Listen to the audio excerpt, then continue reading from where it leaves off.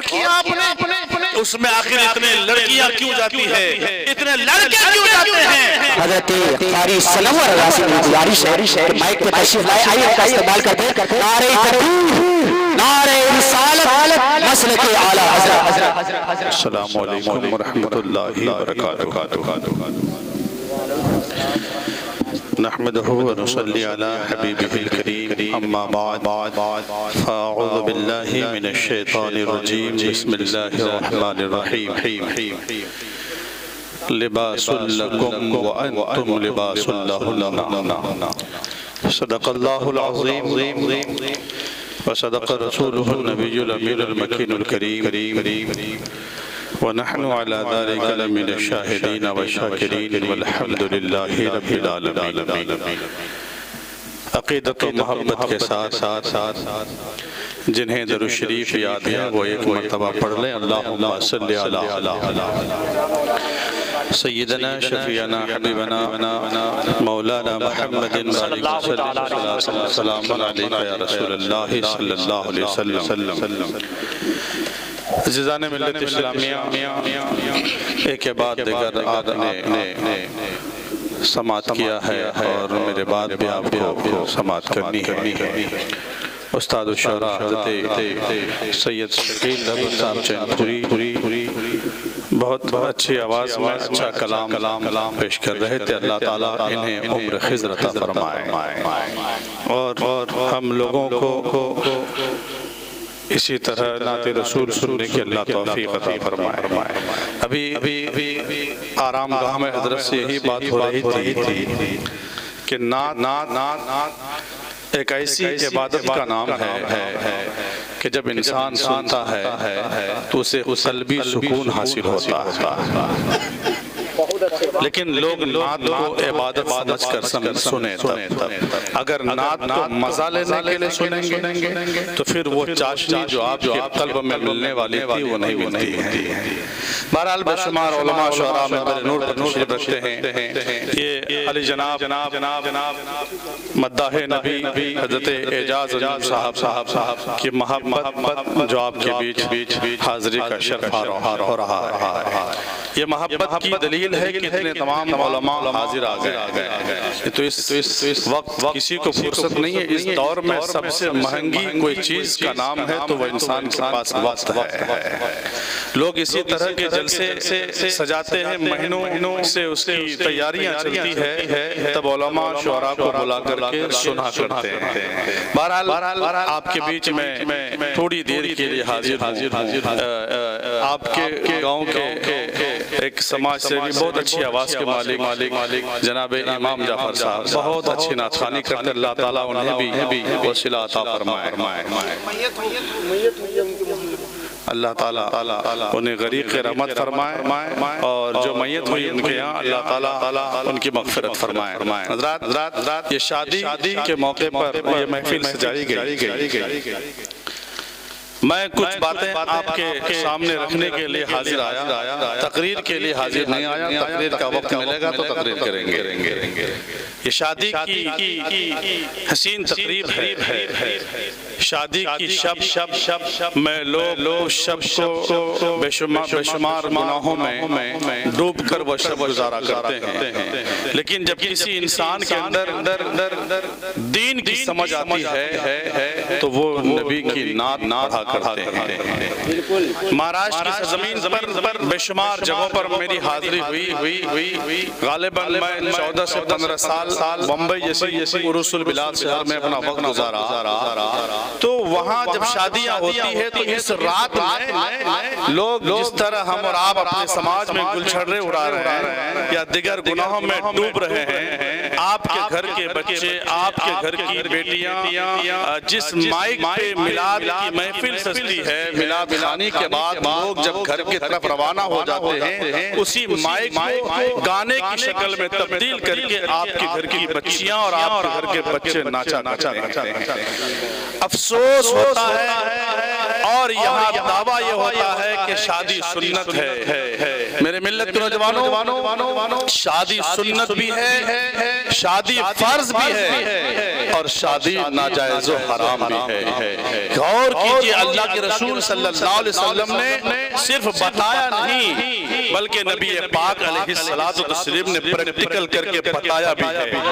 رب کائنات ارشاد فرماتا ہے فَانْكِحُوا، اے لوگو تم نکاح کرو۔ قرآن میں صرف نکاح کرنے کا حکم ہے، نکاح کیسے کریں گے یہ قرآن میں نہیں ہے۔ قرآن میں رب کائنات نے حکم دیا کہ تم نکاح کرو، نکاح کیسے کریں گے یہ مصطفیٰ کریم نے بتایا۔ میرے آقا فرماتے ہیں النکاح من سنتی، اے لوگو نکاح میرا طریقہ ہے۔ جس طرح اللہ کے نبی علیہ السلام فرماتے ہیں جس طرح میں نے اپنا نکاح خدیجۃ الکبریٰ سے کیا ہے، جس طرح میں نے اپنا نکاح عائشہ صدیقہ سے کیا ہے۔ نکاح ایک آسان چیز کا نام ہے۔ یہ سماج کے لوگ نکاح کو بھاری بنا رکھے ہیں، سماج کے لوگ اس نکاح کو، اس شادی کو بہت وزندار بنا رکھے ہیں۔ شادی کو آسان کیجئے، جب شادی آسان ہوگی تو کسی کی بیٹی کی شادی کرانے میں انہیں یہ سوچنا نہیں پڑے گا کہ میرے گھر بیٹی ہے تو رشتہ کیسے ہوگا۔ عزیزان گرامی، اللہ تبارک و تعالی کلام مجید کے دوسرے پارے کی جو آیت میں نے تلاوت کی ہے، لباس لکم وانتم لباس لہن۔ رب کائنات ارشاد فرماتا ہے کہ ہم نے مرد کو عورت کے لیے لباس بنایا اور عورت کو مرد کے لیے لباس بنایا۔ ہر لباس کا کام ہے جسم کو ڈھانکنا۔ ہم آپ سارے لوگ کپڑے پہنے ہوئے ہیں، اگر کرتے کو اتار دیا جائے آپ کے جسم میں کہاں داغ ہے، آپ کے جسم میں کہاں دھبا ہے، وہ ساری چیزیں نظر آ جائیں گی، ساری چیزیں نظر آ جائے گی، لیکن لباس کا کام ہے اسے ڈھانکنا۔ رب کائنات نے عورت کو مرد کے لباس بنایا، مرد کو عورت کے لباس بنایا۔ آپ نے غور کیا وہ لباس کون سا لباس ہے؟ مفسرین کرام نے اس آیت پاک کی تفسیر میں لکھتے ہیں کہ اس لباس سے مراد وہ لباس ہے کہ اگر کوئی شخص شادی کرتا ہے، نکاح کے بعد اس کی شریک حیات اس کے گھر آتی ہے اور اس بیوی کے اندر اگر کوئی کمی پائی جائے یا وہ صحیح طریقے سے اپنے شوہر کی خدمت نہیں کر پاتی ہو یا وہ کچن کا سارا کام نہیں کر پاتی ہو یا صحیح طریقے سے روٹی نہیں بنا پاتی ہو، صحیح طریقے سے وہ اپنے سسرال میں زندگی بسر نہیں کر پاتی ہو، تو وہ شوہر اپنی بیوی کی ان کمیوں کو اپنے دوستوں کے بیچ دوسرے دن بازار میں شیئر کرتے ہیں، اپنے دوستوں کے بیچ ان باتوں کو بیان کرتے ہیں کہ میں نے شادی کی ہے، میرے گھر میری بیوی آئی ہے، وہ تو روٹی نہیں بنا پا رہی ہے، وہ تو کپڑے نہیں کھاج پا رہی ہے، وہ تو میری صحیح خدمت نہیں کر پا رہی ہے، یا پھر اس کے اندر اور جو کمیاں ہوتی ہیں اس کا شوہر اپنے دوستوں کے بیچ ان باتوں کو اجاگر کرتا ہے۔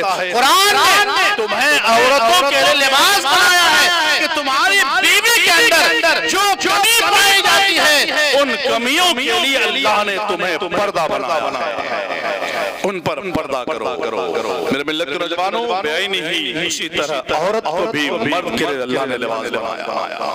آج کسی کا شوہر غریب ہے، کسی کا شوہر مزدور ہے، کسی کا شوہر ناکارہ ہے، کمزور ہے، پیر سے کمزور ہے، ہاتھ سے کمزور ہے، وہ صحیح طریقے سے اپنی بیوی کی ہر چیزوں کو پوری نہیں کر پاتا ہے تو وہ بیوی تانا دیتی ہے، محلے کی فلاں عورت 10,000 کا جوڑا پہنتی ہے، تم کہاں دے پاتے ہو؟ محلے کی فلاں عورت اس کا شوہر دیکھو کتنا اچھا ہے، اسے اتنا اچھا مکان رہنے کے لیے دیا ہے، اسے 4 ویلر گاڑی دیا ہے سفر کرنے کے لیے، اس کے چہرے میں اور اس کے زیورات کو دیکھو، وہ اپنی بیوی کو کتنا خوش رکھتا ہے۔ تیری تو حیثیت نہیں ہے، تیری تو اوقات نہیں ہے، میرے ملت کے نوجوان، وہ بیوی اپنے شوہر کو طرح طرح کے تانا دیتی ہے اور پھر وہ اپنے سہیلیوں کے بیچ یہ بیان کرتی ہے میری شادی کس گھر میں ہو گئی، میرا شوہر میری ضرورتوں کو پورا نہیں کر پا رہا ہے، صحیح ڈریس نہیں دے پاتا ہے، مجھے زیورات نہیں دے پا رہا ہے، اور دیگر چیزوں کو لے کر وہ بیوی اپنے سہیلیوں کے بیچ بیان کرتی ہے۔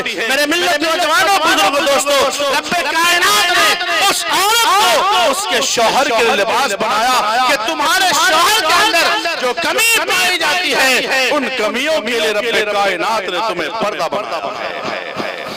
اس لباس کو لباس تک رکھنے دیجیے حضرات، شادی صرف سنت نہیں ہے۔ ایک نوجوان جوانی کی دہلیز پر جب قدم رکھتا ہے، مکمل شباب پر ہوتا ہے، گناہوں سے دور ہو جاتا ہے، وہ شخص اپنے جسم کو گناہوں سے بچا رکھا ہے، زنا جیسی گناہوں سے بچا رکھا ہے، اور ایسی گناہ سے بچنے کے بعد اگر وہ نوجوان شادی کرتا ہے تو وہ شادی سنت رسول ہے۔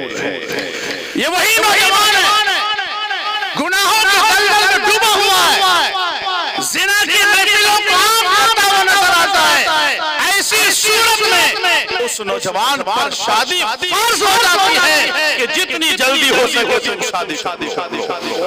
نکاح نام ہے گناہ سے بچنے کا، شریعت مطہرہ نے اسلام نے آپ کو بتایا نکاح کرو۔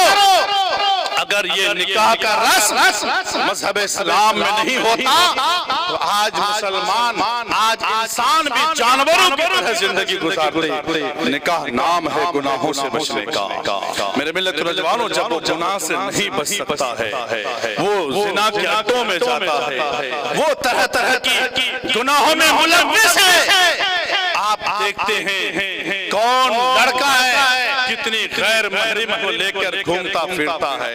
آپ جانتے ہیں آپ کے سیمانچل میں جتنے بڑے بڑے جلسے، جتنی بڑی بڑی کانفرنس ہوتی ہے، جتنے عرس کے موقع پر قوالیوں کی محفلیں سجتی ہے، غور کیا آپ نے اس میں آخر اتنے لڑکیاں کیوں جاتی ہے، اتنے لڑکے کیوں جاتے ہیں؟ میرے ملت نوجوانوں، کوئی ایک دوسرے سے ملاقات کے لیے پہنچتا ہے، یہاں یہ پتہ چلتا ہے فلاں گاؤں کی لڑکی فلاں گاؤں کے لڑکے کے ساتھ سار ہو گیا۔ میرے ملت نوجوانوں، جب ایسی باتیں سماج میں پہنچتی ہے تو سماج کو سوچنے کے لیے سوچنا پڑتا ہے کہ ہماری سماج تک جب یہ آواز پہنچی تو ہمارا ماحول کیا ہے۔ ہم اسلام جیسے مذہب میں ہیں، پیارے اسلام کے مقدس شہزادوں، یہ وہی شخص جب جوانی کی دہلیز پر پہنچتا ہے، مکمل شباب ہے، شادی کرنے کی طبیعت چاہتی ہے، مگر دل کہتا ہے میں شادی کروں تو میں اپنی بیوی کی تمام ضرورتوں کو پوری نہیں کر سکتا، میں اپنی بیوی کی خواہشات کو پوری نہیں کر سکتا۔ اگر ایسی باتوں کا احساس اس مرد کو ہے، اس مرد پر شادی کرنا ناجائز و حرام ہو جاتا ہے۔ پیارے اسلام کے مقدس شہزادوں، اس لیے شادیوں کو آسان کیا جائے۔ شادی کی محفل ہے، شادی میں جتنے رسم گناہ ہوتے ہیں جو ہمارا رسم ہے، علماء بولتے ہیں، کہتے ہیں، لیکن لوگ اپنے گھروں میں انہی کام کو انجام دیں گے جو گھر کی بڑھیا مفتی فتویٰ دیا کرتی ہے کہ ایسا کرنا ہوگا، ایسا کرنا ہوگا۔ میرے ملت نوجوانوں، یہ تمام چیزیں یہ صرف علم کی کمی کی بنیاد ہے، یہ صرف علم کی کمی ہے۔ ہمارا سیمانچل تمام چیزیں سیمانچل میں ہے، صرف علم کی کمی ہے۔ ہمارے بڑے بڑوں نے، چاہے بڑے لوگ ہو، چاہے زمیندار ہو، چاہے پتنیدار ہو، چاہے کروڑپتی اربپتی لوگ ہو، اگر وہ ایمان کی بوس کے اندر موجود تھی، سیمانچل کے مسلمانوں کے لیے کچھ کام نہیں کیا۔ سیمانچل میں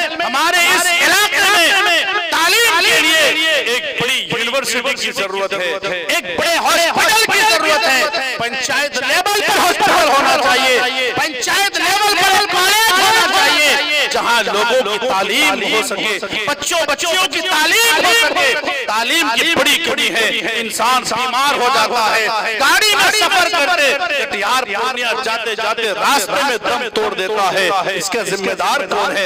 اور والی کی محفل میں 5 لاکھ خرچہ کر دینے سے کیا ملنے والا ہے؟ میرے ملت کے نوجوانوں کبھی سوچو میرا سماج کہاں ہے، ہم کیا کر رہے ہیں؟ شادیوں کو آسان کریں، ہر اس طریقے کو آسان سے آسان کریں گے تو انشاءاللہ ہمارا علاقہ خوشحال ہوتا ہوا نظر آ جائے گا۔ پیارے اسلام کے مقدس شہزادوں، شادی کی ایک بات یاد آتی ہے کہ بعض گھروں میں لگ بھگ گھروں میں شادی کے رسم کو نبھانے کے بعد مہمانوں کا آمد و رفت، چاہے لڑکوں کی طرف سے کچھ لوگ جاتے ہوں لڑکیوں کے یہاں، یا پھر دلہن والے کچھ آ جاتے ہوں دلہے کے یہاں، ایک رسم ہے، وہ رسم یہ ہے کپڑے کا، جتنے مرد آتے ہیں سب کو لنگی دی جائے، جتنی عورتیں آتی ہیں سب کو ساڑی دی جائے۔ رب کائنات نے آپ کو دولتوں سے نوازا ہے، آپ دے رہے ہیں، کبھی آپ اپنے پڑوس کے بارے میں غور کیے کہ ہم جو ماحول، ہم جو رسم شروع کر رہے ہیں اور یہ ماحول اگر بنتا چلا گیا تو وہ غریب کا کیا حال ہوگا جو اپنے رشتہ داروں کو نہیں دے سکتا ہے۔ یہ ماحول بنتا چلا جا رہا ہے، ایسی چیزوں کو روکنا چاہیے۔ اور اگر کسی کی یہاں میت ہوتی ہے تو چہارم کی محفل میں ہم لوگ جاتے ہیں تو صرف میلاد نہیں کرتے ہیں، بہت ساری چیزوں کا معائنہ کرتے ہیں۔ جب وہ چہارم کی محفل میں پہنچتے ہیں، کسی کے شوہر کا انتقال ہو جاتا ہے، اس کی بیوی کو لوگ کپڑے پہ کپڑا دیا کرتے ہیں، اتنی ساڑیاں دے دیتے ہیں، اتنے جوڑے دے دیتے ہیں، بالفرض مان جائیے 50 ساڑی اس کے پاس جمع ہو جاتی ہے، تو کیا اتنی ساڑیوں کو وہ استعمال کر پائے گی؟ یا اگر 4-5 سال کے لئے اس کو رکھ دیا جائے تو ویسے کپڑا سڑ جائے گا۔ آپ کیا سمجھ کے دیتے ہیں اسے؟ میرے ملت نوجوانوں، وہ ایک رسم سمجھ کر دیتے ہیں کہ لوگ دیتے ہیں، رسم ہے دینا ہی ہے۔ پیارے اسلام کے مقدس شہزادوں، اگر آپ یہ چاہیں کہ اس کا شوہر انتقال کر گیا ہے، ہم اس بیوہ کی مدد کر رہے ہیں، تو مدد کے بہت سارے راستے ہیں۔ اس کے پاس رہنے کے لیے گھر نہیں ہے، آپ گھر بنوا دیجئے۔ ٹھنڈی کے موسم میں اس کے پاس کمبل نہیں ہے، آپ کمبل کا انتظام کر لیں۔ کھانے کے لیے اس کے گھر میں راشن کا انتظام نہیں ہے، آپ چاول کی گولی کا انتظام کر دیں۔ یہ امداد کا ایک راستہ ہے، لیکن یہ رسم بنا لیا ہے لوگ کہ کپڑا دینا ہی پڑے گا۔ پیارے اسلام کے مقدس شہزادوں، جو رسم غلط ہے اور جن رسموں سے غریبوں پر وبال آئے، جو رسم غریب اٹھا نہ سکے، اس کے سر کا بوجھ بن جائے، ایسے رسم کو رائج ہمارے امیروں کو نہیں کرنا چاہیے۔ ایسی چیزوں کو بند کرنے کی بہت سخت ضرورت ہے۔ پیارے اسلام کے مقدس شہزادوں، یہ شادی خانہ آبادی اعجاز انجم صاحب کی جس کی تقریب میں ہم اور آپ آئے ہیں، آپ جانتے ہیں کہ شادی میں لوگ جب بارات پہنچتے ہیں، بارات جانے کے بعد اس دلہے کے نکاح خانے کے بعد، اعجاز بھائی کا تو نکاح ہو گیا ہے، نکاح خانے کے بعد اس دلہے کو شام کے وقت آنگن میں لے جاتے ہیں اور اس دلہے کو آنگن کی بیچ آنگن کی کرسی میں بادشاہ کی طرف بیٹھاتے ہیں۔ میں اپنے سماج کا اصلاح کرنا چاہتا ہوں، تقریریں بہت ہوتی ہے، زندگی باقی رہی تو ہوتی رہے گی، ان گناہوں سے بچنے کی آپ کوشش کریں۔ جب وہ دلہا آنگن میں جاتا ہے، شکیل بھائی جب ہمارے علاقے میں ہے یہ سسٹم، جب وہ دلہا بچہ آنگن میں جاتا ہے، اس کے ساتھ عالم دین نہیں جاتے ہیں، اس کے ساتھ حاجی صاحب نہیں جاتے ہیں، اس کے ساتھ نمازی نہیں جاتے ہیں، اس دلہے کے ساتھ کچھ لفوا لوگ جاتے ہیں، اور وہ لفوا جا کر کے اس دلہے کے آنگن میں جتنی عورتیں، جتنی لڑکیاں سج کے تیار ہیں، شاید میں ان علماء کی موجودگی میں آپ کو کہنا چاہوں گا، شادی کی محفل میں جتنی عورتیں سج کر بن سور کر دوسروں کو دکھانے کے لیے تیار ہیں، کاش وہ عورتیں سج کر بن سور کر ہر رات اپنے شوہر کے بستر میں جاتی، قسم خدا کی وہ عورت جنتی ہو جائے گی۔ یاد رکھیے حضرات، وہ عورتیں، وہ لڑکیاں سج کے مکمل تیار ہیں، دلہے کے ساتھ کچھ لفوا قسم کے لڑکے موجود ہیں، گل چھڑے اڑا رہے ہیں، وہاں لڑکیاں ہیں، وہاں عورتیں ہیں، ان لڑکوں اور لڑکیوں کے بیچ ایک ہنسی مذاق کی محفل چلتی ہے۔ باپ دیکھ کر بیٹی کو نظر انداز کر دیتا ہے، بھائی بہن کو دیکھ کر نظر انداز کر دیتا ہے۔ اگر بیچ سڑک پر آپ کی بیٹی کو چھیڑ دیا جائے، چھیڑ کھانے کی جائے، آپ کی بہن کو چھیڑ کھانے کی جائے، کل امام ظفر کے پاس آئے گا، حضرت فلاں گاؤں کے لڑکے نے میری لڑکی سے چھیڑخانی کی ہے، چلیے پنچیتی کریں۔ یہاں آپ کو پنچیتی سمجھ میں آتی ہے اور آپ اپنے نگاہوں کے سامنے اپنی بیٹیوں کو، اپنی بہنوں کو، اپنے گھر کی عورتوں کو دوسرے لڑکوں کے ساتھ ایک ہنسی مذاق کی محفل بنانے کا آپ چھوڑ رہے ہیں۔ آپ کا ضمیر کہاں مرا ہوا ہے؟ آپ کی غیرت کہاں زندہ ہے؟ حضرات اگر آپ کی غیرت زندہ ہے، آپ کا ضمیر زندہ ہے تو ہوش کی نیند کو کھولیے، اپنی آنکھوں کو کھولیے، اسلام جو سکھاتا ہے اس پر عمل کیجئے۔ قرآن نے کہا ان الدین عند اللہ الاسلام، اللہ کے نزدیک اگر کوئی پسندیدہ دین ہے تو اس دین کا نام اسلام۔ آخری بات، اس دولہے کے ساتھ ملاقات عورتیں آتی ہے، انگوٹھی پہناتی ہے، چلی جاتی ہے۔ اعجاز بھائی میں آپ سے گزارش کروں گا اتنے علماء کے بیچ کہ آپ کل سونے کی انگوٹھی نہیں پہنیں گے۔ میں یہ تمام علماء گواہ رہیں گے یہاں تک، یہاں سے لے کر کے حشر کی میدان۔ وہ تمام عورتیں آتی ہے، انگوٹھی پہناتی ہے اور اخیر میں دولہے کی ساس آگے آتی ہے اور سونے کی انگوٹھی پہناتی ہے۔ آپ بتائیے، میں نہیں کہوں گا کہ سونا پہننا کیا ہے، آپ بتا دیجئے کہ سونا پہننا کیا ہے۔ ہر وہ شخص جانتا ہے، پڑھا لکھا ہو، کسان ہو، جاہل ہو، سروس ہولڈر ہو، بزنس مین ہو، ہر کوئی جانتا ہے کہ سونا پہننا حرام ہے۔ تو بچ کرسی پر بیٹھ کر جب سونے کی انگوٹھی ہاتھ میں گھساتے ہو تو تمہاری غیرت کہاں مر جاتی ہے؟ پھر کہتے ہو کہ ہم سنت رسول کی پیروی کرتے ہیں، شریعت بتاتی ہے سونا پہننا مردوں کے لیے حرام ہے، پھر اس حرام کام کو سنت رسول میں کیسے داخل کیا جاتا ہے؟ حضرات اگر وہ ساس اپنے داماد کو تحفے دینا چاہتی ہے تو اس کے بے شمار راستے ہیں، بہت راستے ہیں۔ آخر سونا ہی کیوں یا پھر اس کی انگوٹھی کی شکل ہی کیوں؟ ایک انگوٹھی کی کیا قیمت ہو سکتی ہے؟ 5 سے 10 ہزار۔ دے دے وہ ساس اپنے داماد کے ہاتھ میں جو انعامات وہ دینا چاہتی ہے، جو تحفے دینا چاہتی ہے، وہ ہاتھ کی ہتھیلی میں دے دے اور یہ کہے بیٹا میری طرف سے یہ تحفہ ہے تیرے لیے۔ انگوٹھی کی شکل نہیں ہونی چاہیے۔ شادی کو سنت رسول کے دائرے میں کریں گے، اس شادی میں برکتیں ہوں گی، رحمتیں ہوں گی، اللہ تعالیٰ دلہا اور دلہن کے بیچ محبت پیدا فرما دے گا۔ میرے ملت کے نوجوانوں، جتنے لوگ اس شادی خانہ آبادی میں شریک ہیں، ہر کوئی اعجاز انجم صاحب کے لیے دعائیں کریں، اللہ تعالیٰ دلہا اور دلہن کے بیچ اتحاد عطا فرمائے۔ ہر کسی کی گزارش ہوتی ہے اور جب سارے لوگ عورت مرد ملا کر دعا کریں گے، ایک شادی میں 150 200 300 لوگوں کی آبادی ہوتی ہے، سارے لوگ دعا کریں گے تو سب کی دعا رائے گا نہیں ہوگی، کسی ایک کی دعا اللہ نے اگر قبول کر لیا تو یہ رشتہ ہمیشہ کے لیے مضبوط و مستحکم ہو جائے گا۔ آج پنچایت کے پرتینیتی پنچایتی کرتے کرتے تھک گئے ہیں، پریشان ہیں، ان کی نیند اڑی ہوئی ہے۔ گناہ آپ کریں، فساد آپ کریں، نیند کسی کی چلی جائے۔